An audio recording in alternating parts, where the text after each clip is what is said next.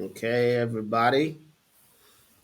Thank you for joining us again. My name is Chigozie George, and I'm happy to have you in the conversation today. Thank you for being part of it. You Thank you. you are all gonna have a wonderful time today. So I'm excited that you are here with us today. So thank you for joining. And like we always do, I'm just gonna give you um, a couple of minutes to join and invite your friends to participate in the conversation today. So, yeah, thank you all so much one more time for joining. I'm already excited about today's conversation. I'm going to be having a conversation with my very own friend for such a long, long time. And I promise you it's going to be an amazing conversation today. You don't want to miss any part of this conversation today. So I just want to encourage you to sit back and enjoy the conversation with me. I have with me today Dr. Eunice Metu, and she's a pharmacist in the US, and she was my friend for, or she's still my friend, and yeah, we had very good memories together back in Lagos, and then she moved to the US, and she's done amazingly well for herself. So I'm gonna just allow Dr. Metu to introduce herself. So one more time, everybody, you're very much welcome, and let's sit back and enjoy the conversation. Welcome, Dr. Metu. Thank you. Thank you so much. I appreciate it. Thank you for having me here today. I look forward to having a good time with you. Thank you. Great, great, great. So let's start. Let's start with a little fight, because yeah, it was my birthday. You didn't call me, didn't send me a message. I had nothing. Let's start with that fight. First, I do apologize. Of course, it's not intentional. We talked about it. But of course, I mean well, whether I call you or not. But of course, happy birthday, Chigozie. I pray that God continues to bless you, strengthen you, favor you, and keep you in good health Thank you above so all things. Mhm. Thank you so much. Of course, I know you mean well. And everyone, thank you so much for you. I would just want to take this moment and say thank you all for wonderful birthday wishes and birthday prayers. I really appreciate them. And for those who reached out to me, I was just telling Dr. Eunice that I've been having some health issues for the past 1 week, and I was in the hospital, in and out of the hospital for the past 3 days, and it's been so. Everyone who reached out to me, I want to say thank you all for your love, for your get well messages, for your prayers, and for the birthday messages as well. And before, I just want to say, my wife gave me something beautiful. It's a book, like a 40-page booklet, where she wrote 40 reasons why she's married to this man, why she loves this man. Come on. So I just want to take this moment to say thanks to my wife also for the wonderful, wonderful birthday gift that she had for me yesterday. So I appreciate it. So let's get into the conversation with Dr. Metu. Yes, Dr. Metu, do you want to tell me more about your experience in the US? Getting on with your job. What is it like? So my experience has been good. I moved to the US in 2008, and then I stayed with family for a little bit, eventually got my own space, went to college, graduated, well, had the first baby while in college, and Woo! and then two after college, and so now it's just a busy mom wife life, and it's been amazing. What was the culture shock that you first had when you got to the US? What was that culture shock like? You know. Um, So the first thing was just adjusting here because it's different from what we used to. Mm-hmm.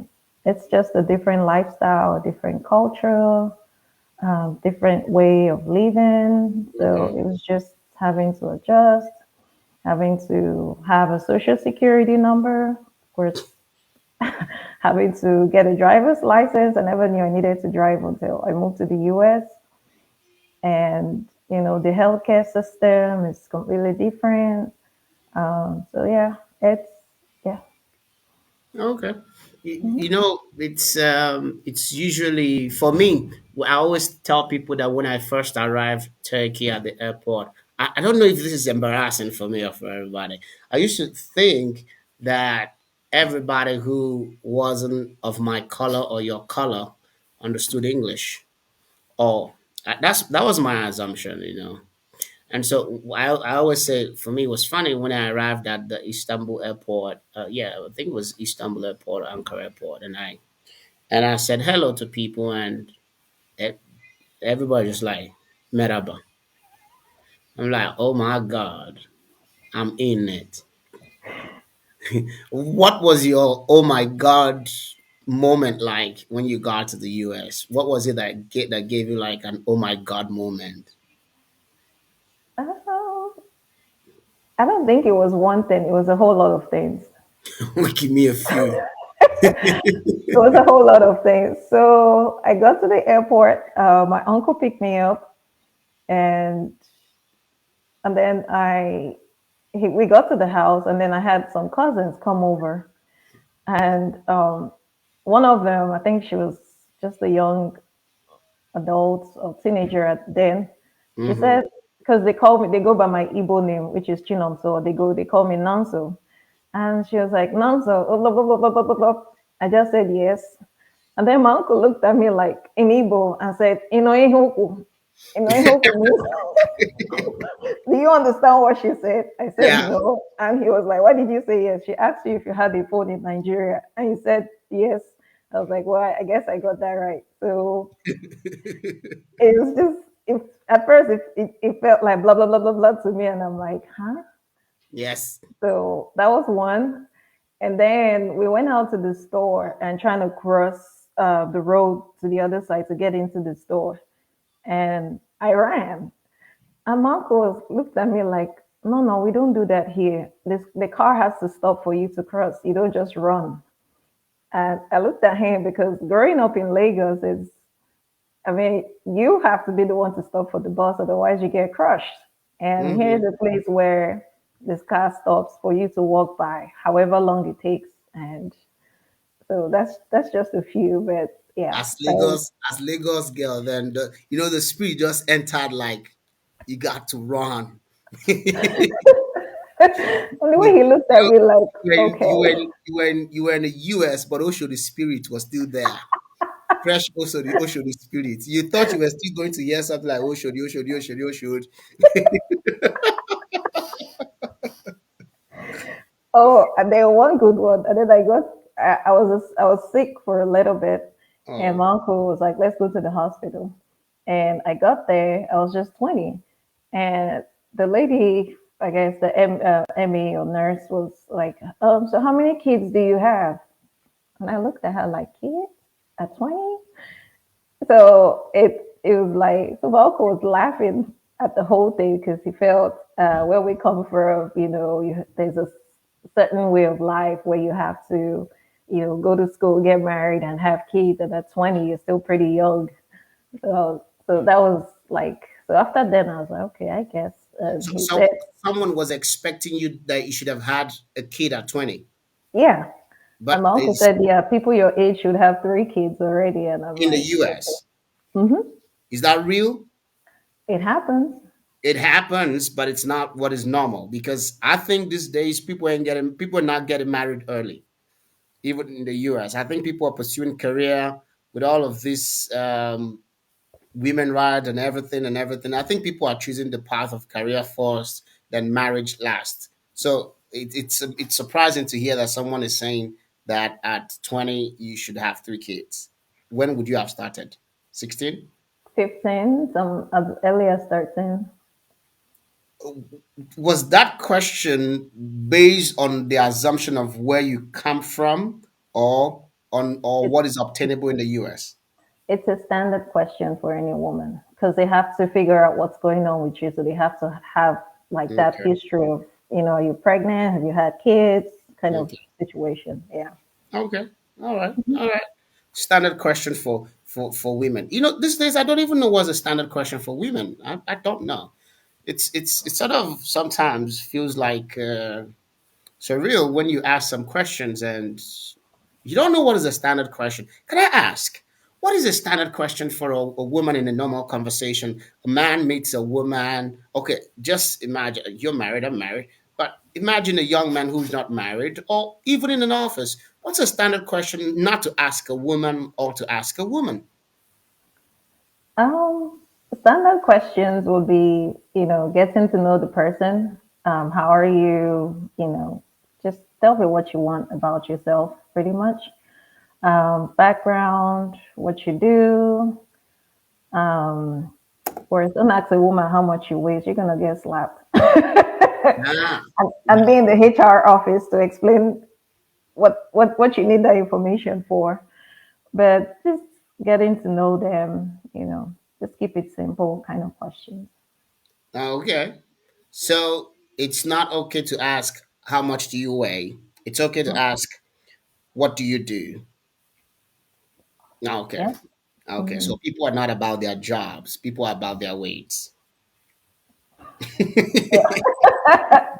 You don't want to ask the wrong questions. Yeah, because if I ask you a question of what do you do, that means your work is important. Hmm.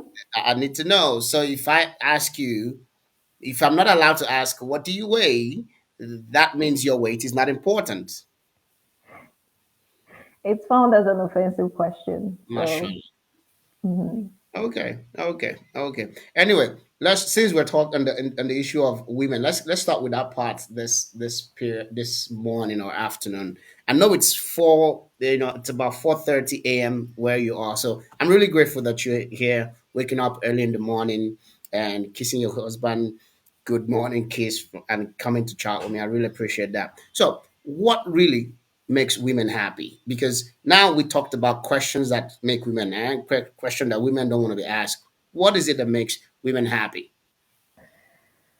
So in general, I would say um, money. Hmm. Yeah. I'm glad Women, you said that. definitely. Oh, money, number one. Mm-hmm. Um, Security, Mm-hmm. commitment, Mm-hmm. um, being faithful, Okay. um, and then depending on the kind of woman, um, everything else in between. So there's What is everything else in between?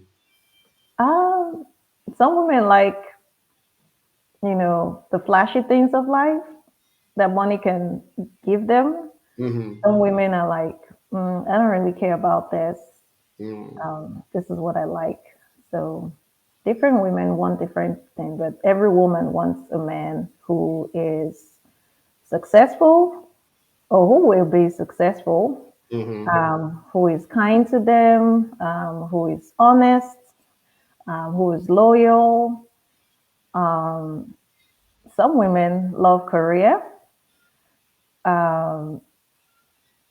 one who's faithful, one who's committed, Mm-hmm. and then one who makes them a priority. Hmm. You just the list just keeps getting longer and longer. We want a lot of things. But what do you think makes men happy? I'm sure the list is very short. Very short. Food, sex, Okay. um, food, sex, and sports for some. And that's it. That's it. Wow.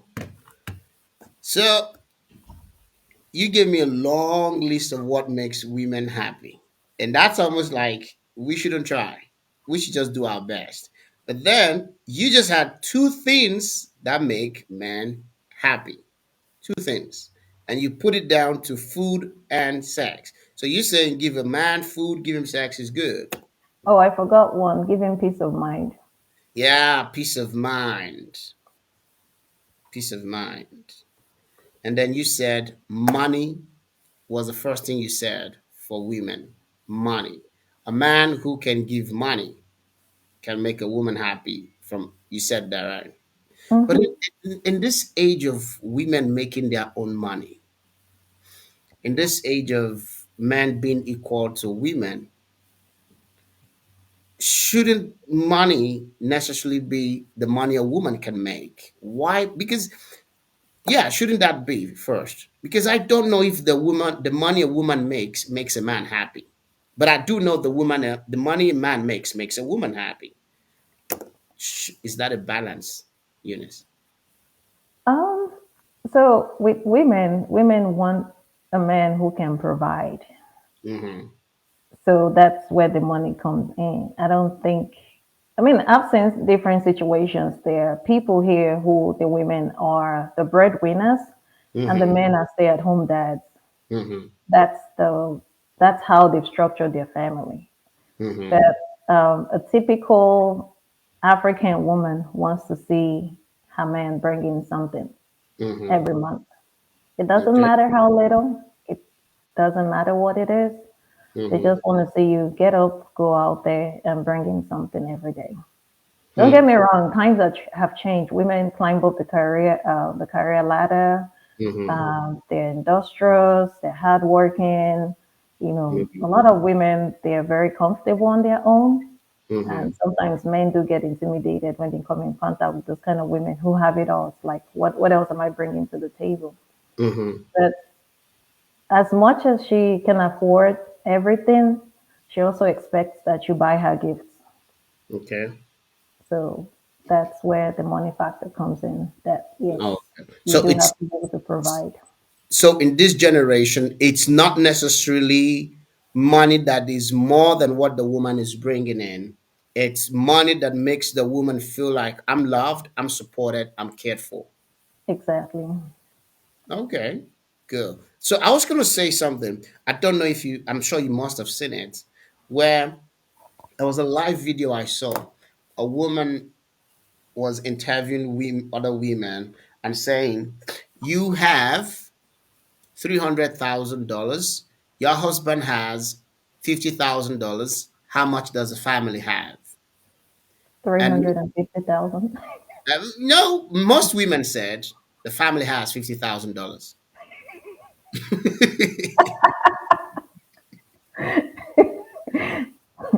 Most women said the family has $50,000.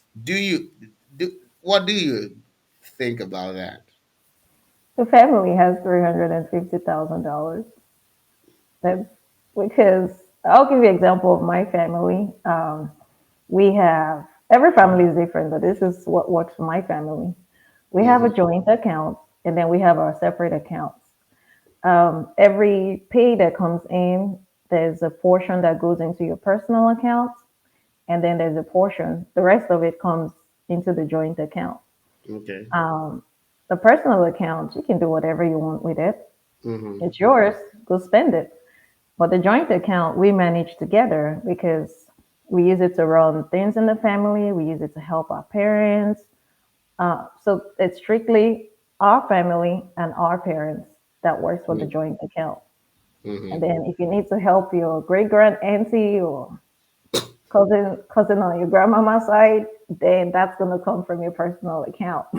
So that's I like I like when you say if you want to help your great grandmother, great grand auntie, because you know, for us, my mom will always say my mom will use the word collocation of people. So you have this collocation of people all around you then you have this thing that another word my mama used for them is lololo. My mom will say, you have these laws and collocations of people around you. So what you're saying is you also make provision for the collocations of people around you, if that please permit me to use that word. Collocations and lolo of people around you. In case you don't understand what lolo means, it means distant relatives. That's what it means. So you also make plans for such kind of people in your plans. Hmm. Good. So Yeah. you yeah. Yeah, so that's what your personal account is for. So the joint account is to manage us, the kids, pay the bills, take care of our parents, and then every other person comes from your personal account. Wow. So That's that good. helps not to have the question of, oh, it's always your side of the family we're helping or my side of the family. So Mhm. that we don't have that conversation of, oh, my cousin said he needed money because it's your money. You do whatever you want. It's your cousin. If you think the Mhm. cousin is worth it, then yeah, Mhm. help them. If you think it's not, that's up to you. So, Mhm.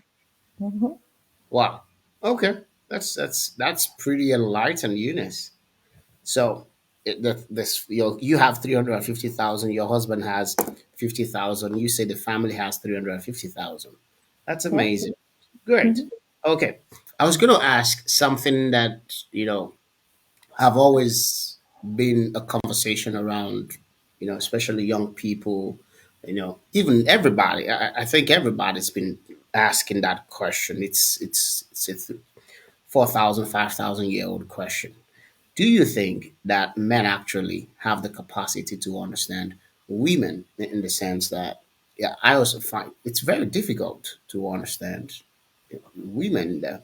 You know, there are several moods to a woman, several moods.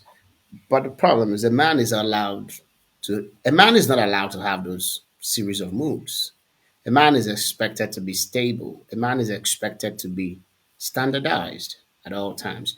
But a woman can be forgiven for acting differently at different times, dependent on her mood.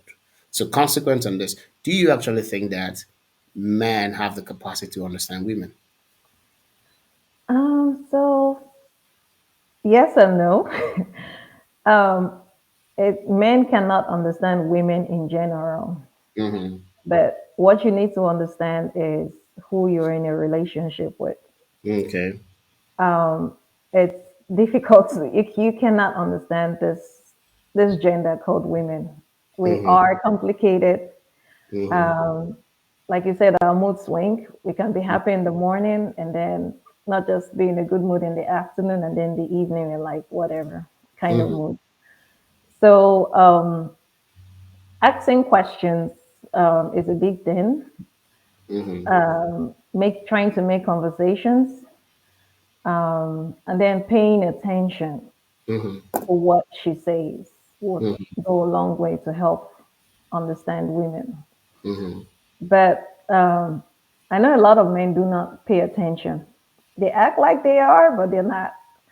I know I will use my husband for example. Sometimes when I get off work and I call him on the phone, and I know 90% of the things I'm saying he's not listening, but he's like, "Oh, okay, okay," just I have to listen to her.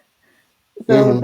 that listening part, excuse me, that listening part is a big thing. Men can understand the woman that they are in a relationship if they learn to listen and ask questions and try to make conversations out of what she says. And another example would be, she tells you, oh, you need to do something. And, men and women are different because if a woman wants you to do something, she wants you to get it done immediately. Mm-hmm. But the men think if you tell them to do something, they can do it later. And, the woman comes back an hour later, and that thing is not done. And she's looking at you like, I told you to do this an hour ago and it's still not done. He's like, oh, yeah, I'll do it. And that's when she just walks away, goes to do it herself. Mm-hmm. And then it's like, oh, I've started something I really don't want to see. So that's men can understand women if they listen and if they ask the right questions. So men could understand women if they listen and ask the right questions. Exactly. I'm going to come to the right questions because that's a very difficult one. But you said something. Let me quickly ask something. On a scale of 1 to 10, how much do you know your husband? Um, about a 9.5. Are you serious? Yeah. I had a conversation with a man who's been married for 42 years last week, and he said, Dr. Mitch said that on a scale of 1 to 10, he knows his wife too.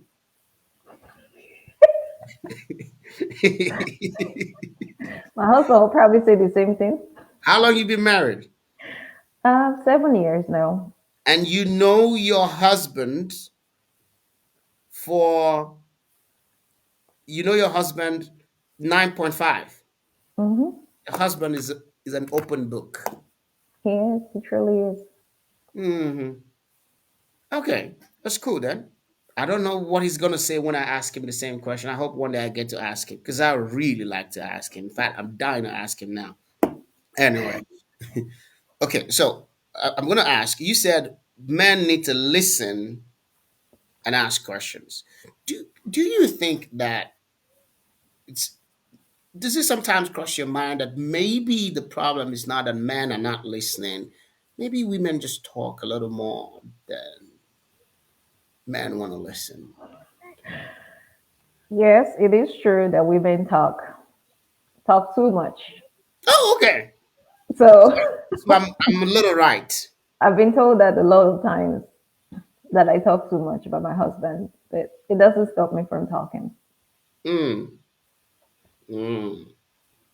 Now, your husband has. I never say that to my wife that she talks too much. I just That's because he can communicate with me freely and no. say Of whatever. course, I communicate with my wife freely. Oh, please, I communicate with my wife freely, but I don't think I've ever had said you talk much. But then, having said that, that's a lot. Your husband is a pretty gentleman, and you're saying that there's a possibility that women actually talk too much.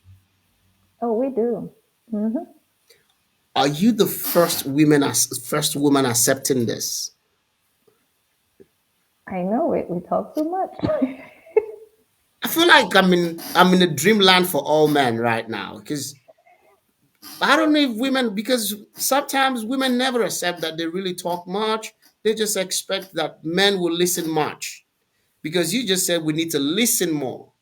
But for a man feels like in Turkish we say yeter, which means enough. A man feels like I've listened yeter enough. If you can just talk at my enough level, that will be that will be all right. Is it possible for women to talk at the listen enough level of a man too? um, I don't think it's in our nature to say a few words. We always like to Hmm. elaborate. Hmm. Like, but sometimes I won't tell my husband something, and I start with this long story and go around and around, and I know he's already rolling his eyes, like, just get to the point of what you want to say. Hmm. And sometimes I'll finish the whole conversation, haven't even said what I needed to say, and then he's like, "Okay, so what do you want me to do?" Hmm. Because everything you just narrated is like, "Okay, so Hmm. what exactly do you want me to do?" And I'm Hmm. like, "Oh, okay." So I spent 5 minutes just talking about things that are related to what I'm saying or what I want without actually saying what I want. And Hmm. then when he has saying, okay, so what exactly is the question in everything you just said? That's when I go, oh, okay. And then I ask the question of what I want or what I need or so yeah, that's that's just us. You're making it sound like you found just like the snake finds a way around the mountain or the tree.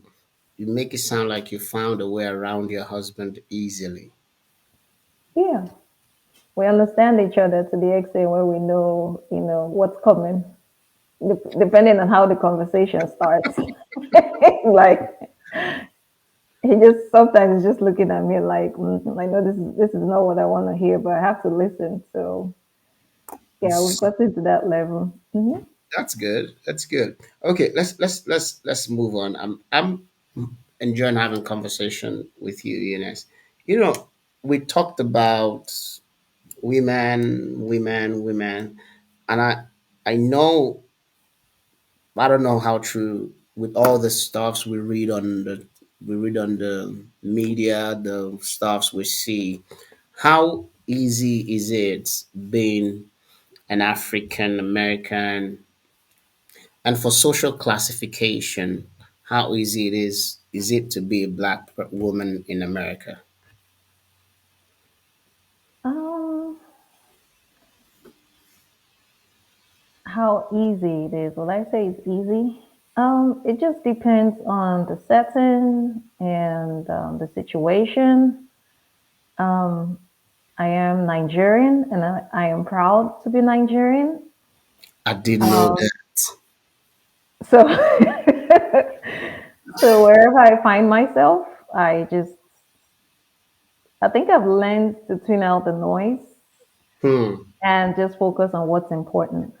Mm-hmm. Because you meet people from all walks of life, and some people are exposed. Let me put that word as exposed. Mm-hmm. And some people are where they are with no growth, Mm-hmm. and you just you just shrug it off and just move on, pretty much. I'll give you situations. For example, this is I have extensions on, but let's say the day before at work, I had my natural hair, and I'm like, let me just go make my hair. And then Mm-hmm. I come to work the next day with something like this, and someone looks at me like, "Oh, your hair grew long overnight." And I'm like, "Thank you." When I first moved here, I would have to explain that this is not my That hair. that took some time to sink into me. This is an extension. It's fixed into my hair, and it's gonna come off at some point. And sometimes I have colors, like the purple color, sometimes brown. And they're like, "Oh, you dyed your hair." I'm like, "Yeah, I am. It looks good." I just say thank you and move on. And sometimes you see people who make some comments that are not pleasant, but I've just learned to move on. I've had people tell me, "You need to go back to Africa." And I Hmm. just laugh. I say, "Okay." And I just tell them, "Have a nice day." Wow. There is no need for that conversation. And I've had people ask me, "Oh, so do you have cars in Nigeria?" And I'm like, "What do you Whoa. think we ride? Donkeys?" And some people are like, "You have an accent." Um, some of them ask in a nice way, "Where's your accent from?" Wanting to learn more. And I'm like, Mm-hmm. "Nigerian." They're like, "Oh, yeah, well, that's good." And, the nice ones. And some people are like, "You have an accent. I don't understand what you're saying." And I'm like, "It's not my responsibility for you to understand what I'm saying. I'll just tell you Mm-hmm. what you need, what I need to tell you, and I'll let you figure it out." Hmm. And I've had situations where, because the pharmacist setting is, I am the pharmacist, and then I have technicians that help. We both work together to take care Yeah. of our patients, to get medications ready, and all that. And some of them look at you and they're like, "Oh, I want to talk to the man." And I'm like, Are "Okay." you I'm like, serious? "Go talk to him." And then he goes over there and like they start asking their question of, "Oh, I have this health problem. Could you recommend something I do?" Something like that. And then he's like, "Okay, let me get the pharmacist for you." And then that's me, who you ignored the first time. And then I come up and there's this look on his face like, "Okay, I'm the one with the problem, so I have to ask you. I don't have a choice." And so there's this, you know, you're not good enough. You're not, you're not the skin color kind of person that we need. Um, yeah. So as an African American or Nigerian or Black person, um, you have to you have to be two or three times what the other person would be for you to get a Wow. recognition. Wow. It's amazing that you have the same experience that we have, because I was thinking that it would be better in America, but apparently it's not better. Because the American media, the American, media system makes the whole of the world look dumb. They make everybody that is not American or not in America look dumb. You know, such as, you know, certain questions you expect that, oh, you think that Americans are really exposed. You think they know much about the world. But you'll be surprised that someone who lives in Texas knows nothing about Florida. And then you'll be surprised at certain questions that they ask. I'm surprised. I was thinking that being American meant that you were enlightened. I was thinking that living in America meant that you had exposure, that you knew beyond what was happening around you, because that's how we feel. But I didn't know that it appears to me, to an extent, that the average American might be dumber than dumber than we imagine. I think we give too much credit to this group of people. I wouldn't say dumber is the word. Some people just don't take the time to educate themselves or learn more about other people. Hmm. America is a diverse place. You meet people from all walks of life. You have Hmm. Caucasians, Asians, people from all parts of the world. You know, you find them here. So some people are not open to receiving people who don't look like them, and some people they grew up on the farm and that's all they know. They don't even know like the next. I'm not even talking of states. You're talking of Texas and Florida. I'm talking like even within the same Texas. Some people don't What? know the other cities or what happens. They just know just that space they are in, and that's it. Wow. So it's an individual thing. Some people decide, okay, I want to go to college, I want to travel, I want to learn more about other people, I want to learn more about their cultures, I want to embrace them. And some people are like, they're just set in their way. Like, this is what I know, this is what I'll continue to know, this is what I'll die with, pretty much. But this is not what we know as Nigerians. I can tell you that a Nigerian person, even without college education, knows a lot outside his outside of his environment. The person without education in Lagos knows what's like happening somewhere in the north. He has an idea of it. If someone in the east has an idea of what's happening in the north, in the west. So it's sort of very strange when I hear that most people in the US, or a lot, not most people, a large percentage of people have very little knowledge about what's happening in their environments. And then when I hear you say that, people still say, go back to Africa, you're not good enough. It feels like, no, that shouldn't be something that is up here where I am in Turkey. I hear people tell me I'm not good enough, and the same persons who tell me I'm not good enough are not as educated as I am, and not as knowledgeable as I am. They're not better than me in my career. But then, simply for the color of my skin or where I come from, they feel they're better than me. That's not, honestly. I didn't expect that that will be still obtainable in the U.S. So it's good to know that the racism in the U.S. is still top of the shelf racism. No, but then one has to know it's the U.S. anyway. Let's move forward, and I'll ask something. I know you're married. You got three kids, and you're very happy with your husband. I will ask, how do you balance work, being a mother, being a happily married woman, and being involved in the society? How do you manage that? Um, so the way I manage it is focusing on what's important for each day. Okay. So my phone is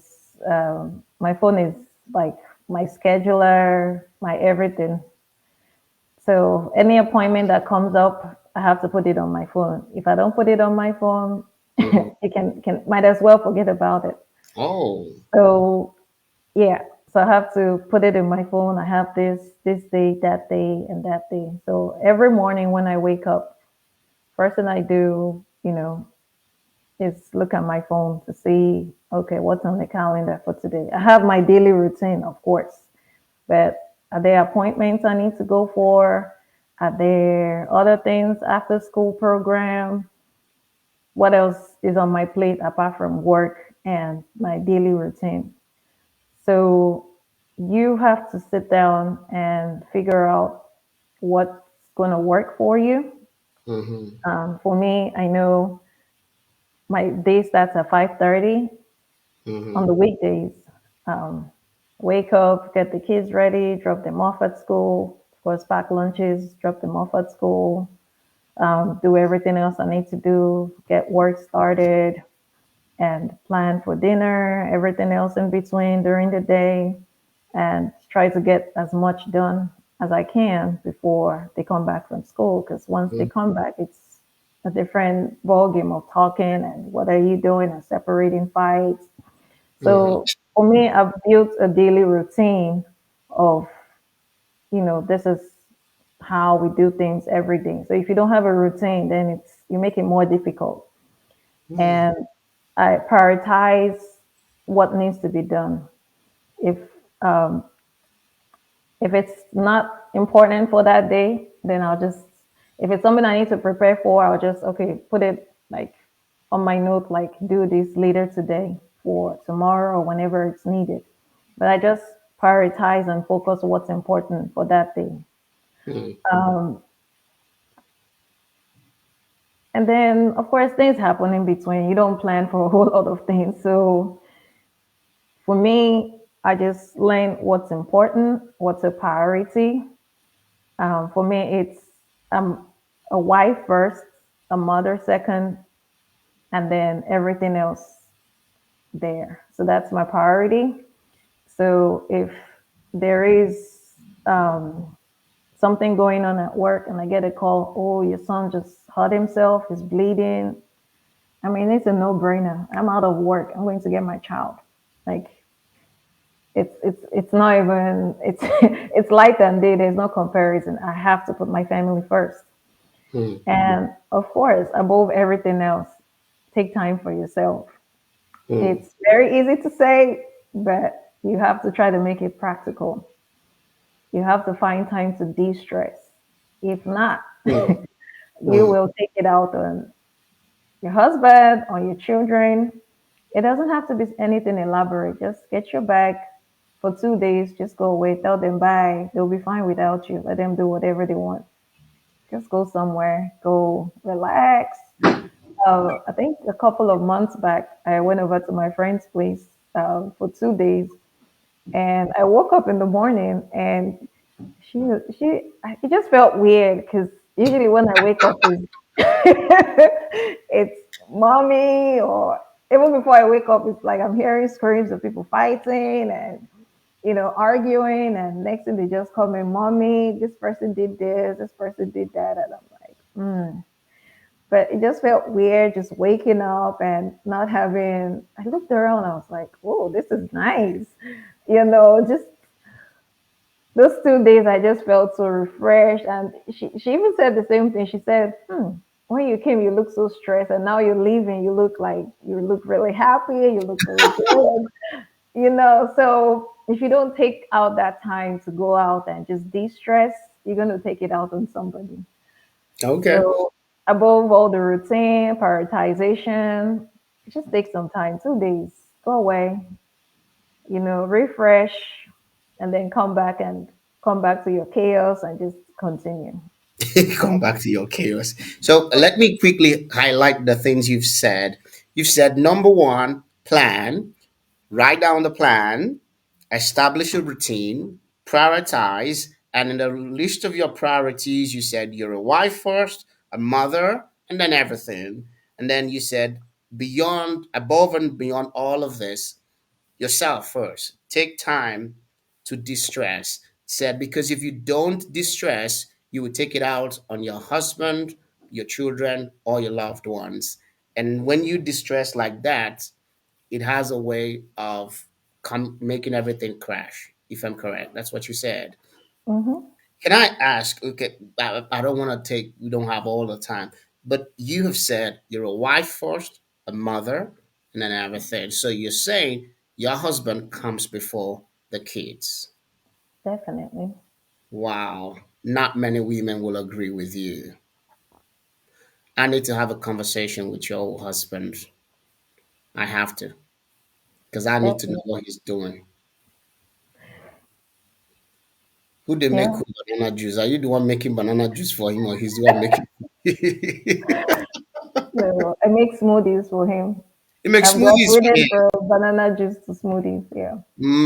Great. But I think you said your husband comes first, your children, in that order. That is something not many women will agree with you, because in this generation where um, whether on the side of the man or on the side of the women, flings open so fast. There's this revolving marriage door that just people go in, people get married in 1 year, two, five, you know, people working in and out. So it's good to know that someone says, my husband before my children. That's true. I know a man will most likely say, my wife before my children. But I didn't know that some women will say, my husband before my children. I think you're going to have a lot of issues with women anyway. But for us, as on behalf of the associations of husbands, thank you for putting us first, and thank you for putting your Okay. husband first. I'm sure he's excited about that. Okay, Mhm. I want to quickly move on to the question of sacrificing between your career and your family. Sacrificing. I see a lot of people, like we talked earlier before the conversation started. I see a lot of people out chasing career and not paying attention, not and saying to themselves, "I don't need a family. I didn't need a husband. I don't need a wife." They just wait till they're 37, 40, and some 40 plus. Do you think that the two can go together, or do you think that it's okay to just chase your dream, chase your career, and then get to a certain point and say, okay, now I can do it? I think for everyone, it's gonna be different based on what they want. Mm-hmm. Everybody wants something different, so you have to decide what you want and Mm-hmm. go for it. Yeah. Personally, I felt okay when I graduate from school, I'll make a lot of money, live the lifestyle I want and all that. And but after kids came, I told myself, of course, when they're little, and if you're not there, that's fine. But as they grow older, they Mm-hmm. need to be molded. They need guidance. Mm-hmm. They need direction. They Mm-hmm. need that training. Mm-hmm. And if you're not there and you go out and decide, oh, I want to go acquire this and get to this level, what do you think happens to those children? You come back, you end up raising kids who are not useful to the society Mm-hmm. and kids who you ask yourself, was this money really worth it? Mm-hmm. So for me, it's a balance of both, with my kids being a priority. Mm-hmm. Um, Before, I would pick up extra shifts and, I want to work, work, work, work. But I'm like, at the end of the year, I'm like, I made this amount of money, but where is it? It's like you work, work, work, so much money. And then it's like, at the end of the year, you don't see that money. It's gone. It's bills, kids, and this and that. So one thing I've learned to do is manage the resources that I have or we have. Mm-hmm. We sit down and plan, okay, this is what we have coming in. This is what we need, and this is what we don't need. So Mm-hmm. it's just a balance of, you know, getting the best of both worlds. Because for me now, I'm at that point in my life where I need money to pay my bills. Mm-hmm. At the same time, I want to be available for the kids. Mm-hmm. So rather than, work, work, work, work, trying to make all that money and, do this, and I just cut back. Like, you know what? Let me just focus on family Mm-hmm. and work what I can. And of course, it has to be both, the two people in a relationship making all the decisions. It's not something I just wake up and decide, oh, I want to be a stay-at-home mom, and whether you like it or not, that's what I'm doing. So we sit down, we talk about it. Is this something that is affecting your health? Is this job too stressful for you? Is this the career path you want to take right now? Mm-hmm. So for me, it's just a balance of both, with my kids being a priority. When I was single, all the things I talked about, I'll do this, I'll do that, I'll do that. After kids show up, that's not happening. That The, is so the not kids take happening. center stage. Yeah. So they just swoop in and just take over your life. And it's like everything is centered around them. But do you say to yourself, I'm happy with this kids, whatever sacrifices I make, I'm happy and I feel fulfilled with where I am with my kids and my husband.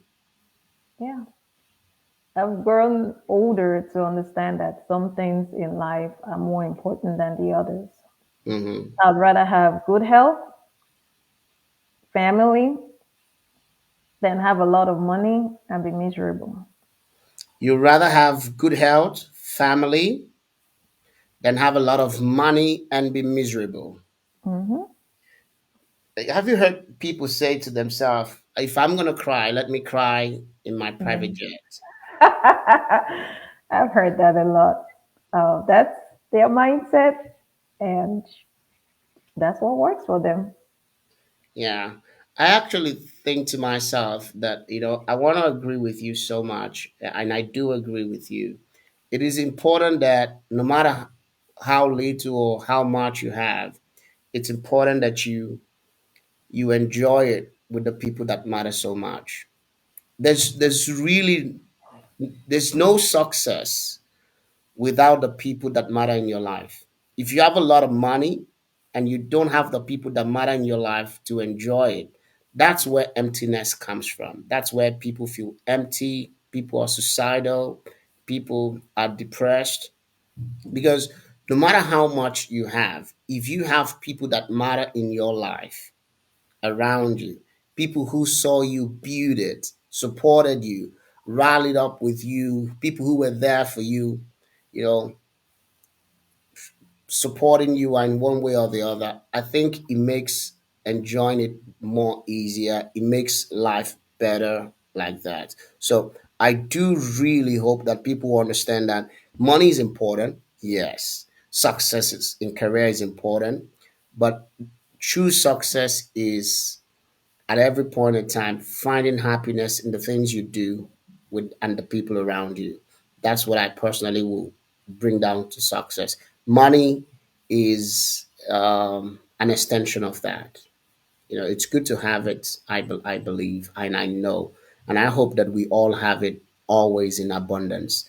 But the abundance of life is that we have the people that matter in our lives, whether they're our children, our husbands, our friends like you that we've been friends for so many years. I haven't seen you physically for a very long time, but every time we still talk, you know, whether it's once in 6 months or once in 4 months or once in 7 months, it's like, yeah, that's good friendship. I hope people understand that actually. So let me quickly ask as we begin to, if you were to sit down right now in front of a group of people, you sit down in front of a group of people, and that's one of the greatest privileges of my life. I get the opportunity to speak to people on weekly basis on that's a privilege in my life that I have the opportunity to speak to people. So if you had the opportunity to stand and speak in front of people, what th- three tips would you give to them for a successful, happy life that I think you have? So the first thing for me is recognizing that everybody is important. Mm-hmm. You don't judge people Mm-hmm. by the way they look or the way they speak or their accent, or you have to take time to invest in relationships. Mm-hmm. Having good relationship takes time, so you have to invest in good relationships. Mm-hmm. That's the first one. The second one is focus on your own journey. Mm-hmm. I know there are a lot of distractions everywhere about, I'm sure if you go on social media, you see the latest, this person driving this person wearing this, designers, and all that. Those are just distractions. Focus on your journey. Focus on where you're going. Focus on what you want. Focus on what you want to achieve. Focus on what you want your family structure to look like. Focus on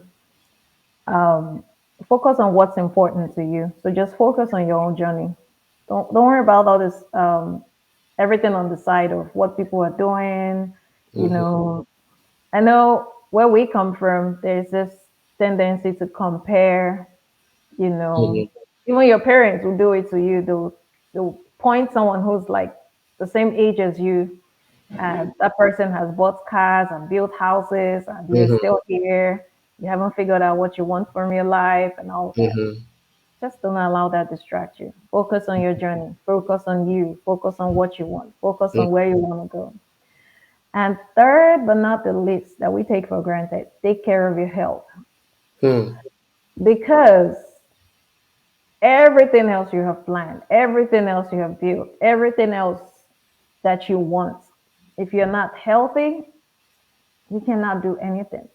Mm-hmm. Cannot. When you're sick, the only thing you're thinking of right then and there is getting better. Mm-hmm.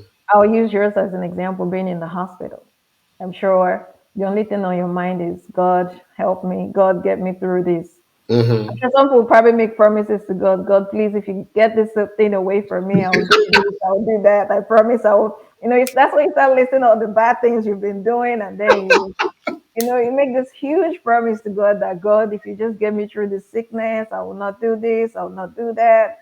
Come up with all kinds of stuff. So take care of your health. I know where we come from. It's not routine for you to just um, go to the hospital just to run tests, just to see how Mm-hmm. you're doing, where you are. But I'm glad in the US, it's something that is, recommended at least once a year. Go get a physical. Just it's called an annual physical, where they check everything. They do a blood work, because that way they can detect, okay, something is wrong. Let's fix it now before it becomes a big problem, which is not a big deal where we come, which rarely happens where we come from. Mm-hmm. We don't fix something unless it's broken. So unless your head starts hurting, you don't go to a doctor. Mm-hmm. And sometimes it's like it's gone from bad to worse before you go to the doctor. And at that point, it's like there's not a whole lot you can do. And Mm-hmm. I've had people who just slump and just died Wow. because they've had, high blood pressure they've been dealing with and not taking care of it and just feeling, oh, I'll give you an example. Some of my patients, they're like, you should be out of this medication. I'm like, I just take it when I have the symptoms. And I'm looking at them like, you have high blood pressure. You don't have to wait for the symptoms. The symptoms means you're damaging your heart. And they're like, okay, of course, they're going to do what they want to do. Mm-hmm. So take care of your health. That is important. Take care of your health. You have to be healthy to talk about everything else. If you're sick and in the hospital, you can't do anything. Nothing else matters. Nothing else matters at that point. If the doctor comes to you and say, "Oh, you have 1 month to live," your millions ain't gonna save you. Mm-hmm. Whatever career, whatever houses, whatever cars, you know, it's not gonna do you any good at that point because you neglected to do what was important. Some things are prevented. Uh, some things you can prevent, some things you cannot. But investing in your health, taking care of your health, doing your regular checkups, yeah, that's a big deal. So those are Wow. my top three of the things that. Okay.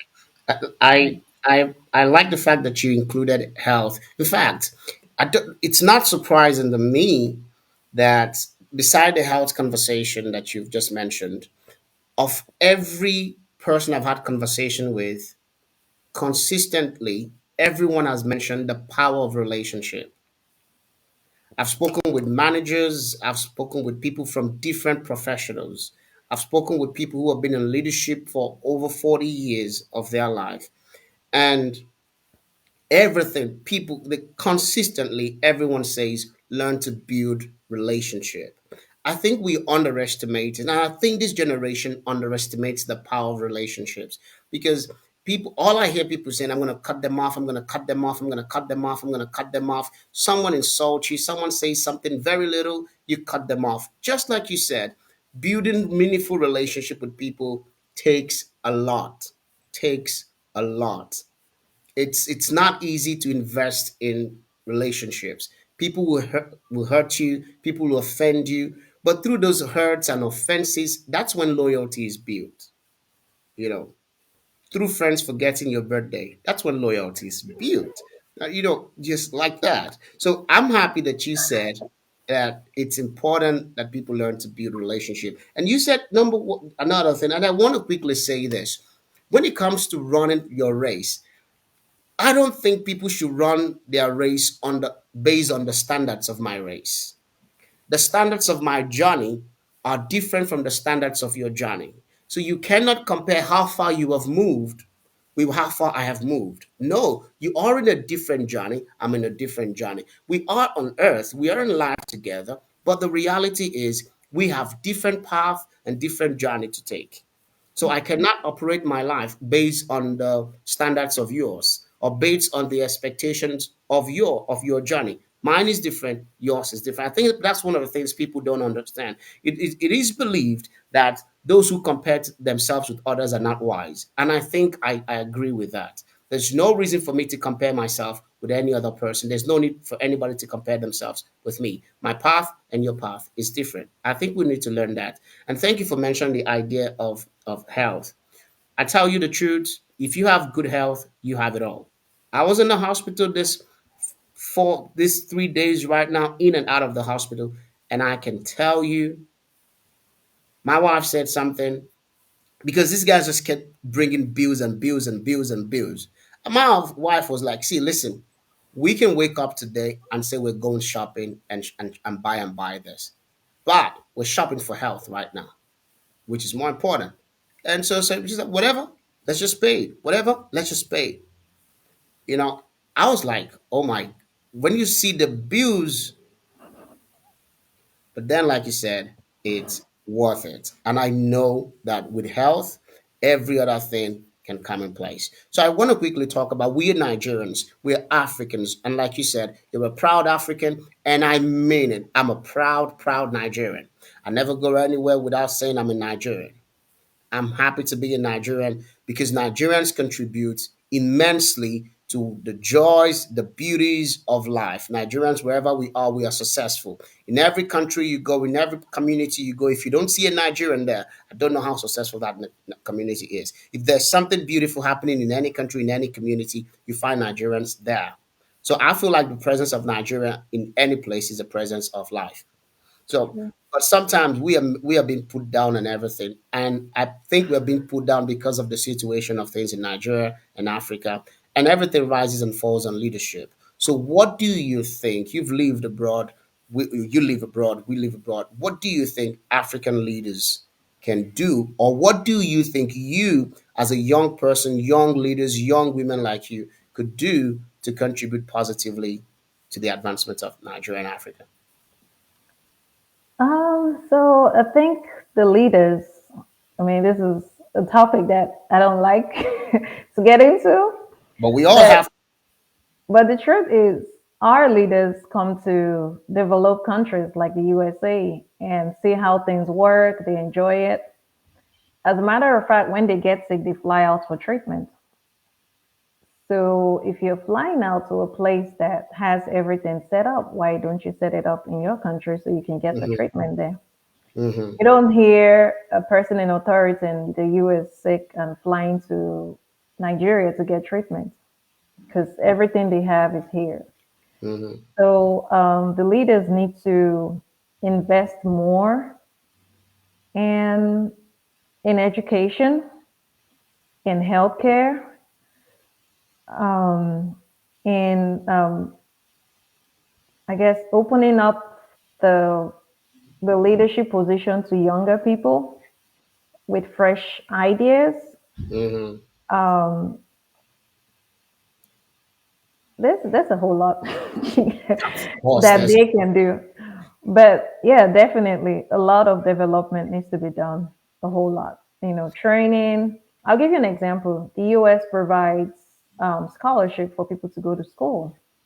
And I don't mean one scholarship, I mean multiple. There is the financial aid that comes from the government where they give you a certain amount every year to help you with your education. And there is a part that they give you that you get free. And then there is a part that if you want extra money, they'll give you a loan to go to school. And then so many people, not just the government, so many organizations, nonprofit, they have a lot of scholarships. Some people Mm-hmm. go to college free because they just apply, get all the scholarship they want, and just get through school. That's not something you find in Nigeria. That's why some people, after they're done with their secondary education or high school, like they call it here, that's the end of the education for them because Nigerians want to be educated. Yeah, I Nigerians really are do. among the most educated people in the world, but for some people, the hindrance is they can afford it. If they could afford it, they would go to school. Rather, after high school, they just, go start a trade and all that. That's not what they want to do, but because their family cannot afford that, then Mm-hmm. that's what they have to do. And then the issue of healthcare, we know we lose a lot of people every day in Nigeria. I've had the first hand of something like that because they don't have the amenities to care for people. Yeah. And even where they have it, it's so expensive that you can't afford it. Not Mm. everyone can afford it. Like I said, when I talked about health earlier, we don't fix what's not broken. Yeah. We feel this pain and then it's been there and then we just, take just patch it up with pain medication and like, oh, this pain will go away. And Mm-hmm. months, years, sometimes it's an extensive damage being done to your system. And True. because there is no healthcare that you can afford to go to or pay for, you end up losing that loved one. Wow. Oh, So there's, and then there's so many infrastructure, everything. They come out here and they see how good it is out here, but they're not ready or willing to make that same investment to turn things around, to make things better, to make it look like places they go on vacation. They travel to the US for vacation, they go to Europe, different countries in Europe. They go everywhere for vacation. They go there for their health. And then they come back and sometimes they're leaders from abroad. And I don't want to get into all that, but there is a whole lot that they can do. And for us here trying to help back home to see how can we fix this? How can we change things? It's difficult because here, if you have an idea of something you want to do, you can go to you can go to the government to talk about it. You can go to different nonprofit organizations. You can go to different private businesses, and it's easy to get sponsorship. If they look at it, it's something important, they'll invest in it. I'll give you an example. When I was in school, we have like this African group where we celebrate every year, just different African countries, and then we have like a gala on a Saturday night, and we go out to ask for funds. We go to different businesses, and they sponsor it. wow. So that's not something that you see in life. Even when you have something that you want to do, you don't have anybody backing you up. You don't have somebody trying to support you and say, okay, this sounds like Mm. a good idea. Why not? Let's go for it. And it's like it gets shut down even before It starts. you start. So and you're like, you know what, is this, do I really have time for this?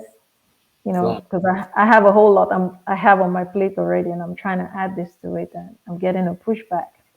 Wow. So if we have those things set in place by our leaders, good healthcare system, good job opportunities, which is difficult to get a job in Nigeria.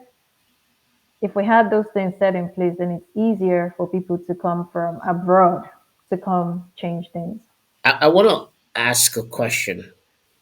I know you're originally from Imo State and you lived in Lagos for a long time. So if any of these governments should invite you to and say, okay, come be part of the system, would you be willing to accept that invitation? Yeah, definitely, 100%. Wow. If I get an invitation that they're ready to bring in changes, why not? I mean, all I have to do is text, call the other healthcare people around me, and we'll show up. Okay. Okay. I Mhm. want to, before we round up, I know there are so many things that are good in the US, but I'm not oblivious of how dangerous it is. I've had friends from the US who live here and they said to me they feel safer here than they feel that they are in the US. At least I've lived here for almost 10 years or more now. And I've never seen mass shootings. Like it's like a daily occurrence in the US. So that is scary also. So regardless of how scary it is there, you all are there. So no matter how scary it is in the US, I mean Nigeria, people are there. Tell me what what how is it better to what makes it better to live in Africa, to live in Nigeria than to live in the US? What is that advantage that you can say we Nigerians we have? It can be all bad. What is that advantage we have for Nigerians over the US? Um, the one advantage that we have is we are able to strive to through it all. Mm-hmm. Even though we complain that Nigeria is this, we don't have that. But guess what? We never give up. Mm-hmm.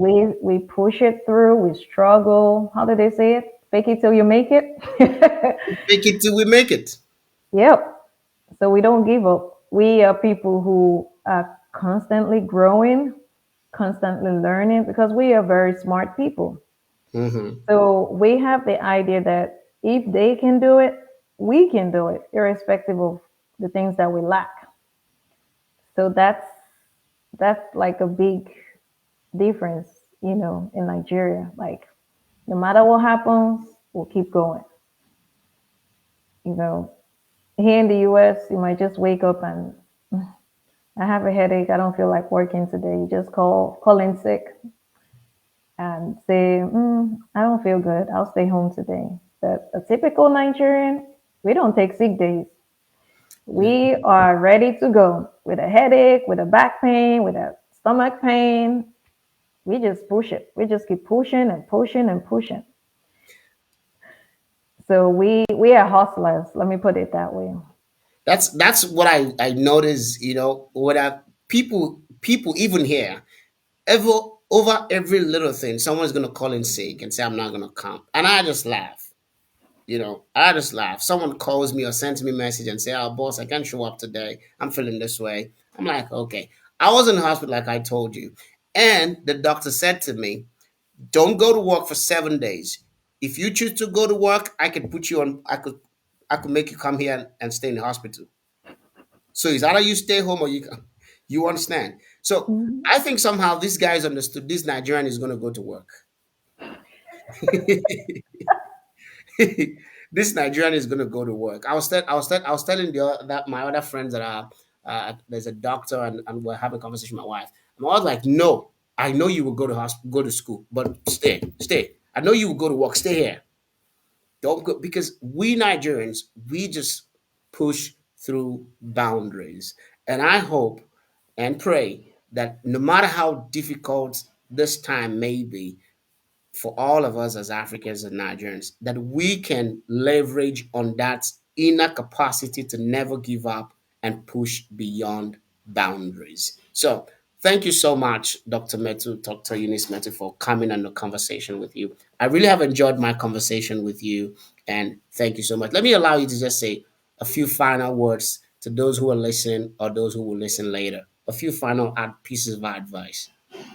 Yeah, first I want to say thank you for having me here today.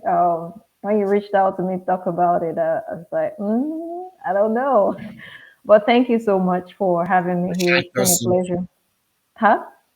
I'm a shy person, you said. Oh, yeah, I truly am a shy person. I love to be in my house. I'm an introvert. But thank you for having me here today. And it's been a pleasure. And to everyone out there, all I can say is go live your life and enjoy through it all. Someone said, smell the roses as you go. Stop and smell the roses. So don't just focus on, I want to do this, I want to do that, and just go, go, go. Sometimes take a break, take a step back, smell the roses, enjoy what you have so far. Because everything you're accumulating, trust me, if you die tomorrow, somebody else gonna spend everything in a day. Everything you worked 25 years for, someone's just gonna go, oh, he said I inherited his money. I'm gonna go buy this, and but they just wipe out that money in one day. So don't just focus on what accumulating stuff. Focus on your health. Focus on spending some of those money on yourself, and take care of your health. Focus on your journey and invest in good relationships. Trust me, you need people. You can't do it all. You need people. You need good people. You need good people around you. You need people to help you through situations, through circumstances. And don't be afraid to ask for help. I ask for help when I need help. Doesn't matter who you are. If I know that you know something, I'm going to come to you and ask you about it because I'm willing to learn. Don't put a chip on your shoulder. Just get that chip off. Go talk to whoever it is. I learned from kids. I volunteer at a 2-year old class, and when they say some things, I look at them like a 2-year old. Okay, thank you. Thank you for letting me know. So, yeah, there's always something to learn from everybody you meet in life. So, enjoy life, leave it to the best, and just enjoy. Yes. All right, everybody. Thank you so much. You've heard this so you have so much. You've heard so much from Dr. Eunice Metu, and I'm glad that you've joined in today. And I hope you can leave your questions with me. We're going to try to get out answer them. If you have questions, of course, I can extend the questions to her also and extend the answers to you. So one more time, I'm excited that you participate in the conversation with me today. So I hope to see you next weekend for a wonderful conversation. We're going to have a wonderful conversation again next weekend. So thank you so much and have a wonderful weekend, everybody. Bye bye.